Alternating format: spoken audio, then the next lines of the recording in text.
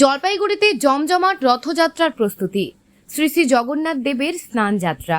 রথযাত্রার প্রস্তুতি শুরু হয়ে গেছে জলপাইগুড়ির গৌরীয় মঠে। শনিবার পূর্ণ স্নান, সেই উপলক্ষে রথযাত্রার প্রস্তুতি তুঙ্গে। আজ পূর্ণ স্নানের পর 15 দিন জগন্নাথ দেব শয়নে থাকেন, বিশ্রামে থাকেন শ্রী শ্রী জগন্নাথ দেব। তারপর 6 জুলাই পণ্ডিচা মন্দির মার্জনন। প্রতি বছরের ন্যায় এবারও জলপাইগুড়ি শ্রী জগন্নাথ মন্দির old police line 7 July Jalpaiguri শহরের যোগমায়া কালীবাড়িতে ওখানে পণ্ডিচা মন্দিরের রূপে জগন্নাথ দেব সেখানেই 7 দিন বিরাজিত থাকবেন। আগামী 6 জুলাই পণ্ডিচা মন্দির মার্জনন এবং 7 জুলাই রথযাত্রা এবং 15 জুলাই জগন্নাথ দেবের পূর্ণ রথযাত্রা। 15 জুলাই গৌরীয় মঠের আগমন করবেন জগন্নাথ দেব। ইতিমধ্যে প্রস্তুতি শুরু হয়ে গেছে আজ স্নান যাত্রা। সকাল থেকেই পূজা অর্চনার মধ্যে দিয়ে মন্দির চত্বরে ভক্তদের সমাগম লক্ষ্য করা যায়। ইতিমধ্যেই রথ সংস্কার কার্য শুরু হয়ে গেছে। রথযাত্রা উপলক্ষে পুলিশ প্রশাসন সহ সকলেই আমন্ত্রণ জানানো হয়েছে। এবারও বহু ভক্ত সমাগম হবে এমনটাই আশা করছেন বলে জানান জলপাইগুড়ির গৌরীয় মঠের অধ্যক্ষ পুণ্ডরিক দাস। হরে কৃষ্ণ। সমস্ত ভক্তবৃন্দকে আহ্বান করছি, আজকে শ্রী শ্রী জগন্নাথ দেবের স্নান যাত্রা 22শে জুন, আজকে শনিবার। আজকে জগন্নাথ দেবের স্নান যাত্রা থেকে শুরু করে 15 দিন স্নানের পরে জগন্নাথ দেব 15 দিন শয়নে থাকেন, বিশ্রামে থাকেন। তারপরে আগামী 6 জুলাই পণ্ডিচা মন্দির মার্জন।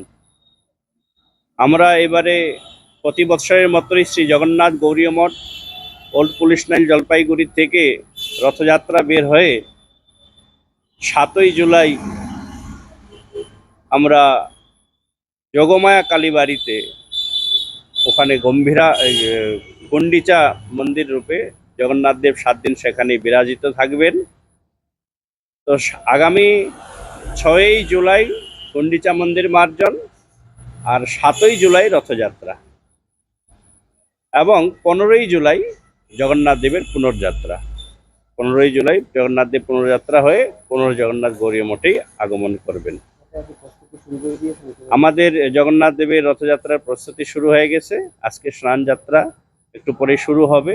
আমাদের রথ তৈরি হচ্ছে, মানে যে একটুখানি সংস্কার আদি করতে হয় প্রতি বছরেই রথের সময়, সেই রথ সংস্কার কার্য শুরু হয়ে গেছে অনেক আগের থেকেই।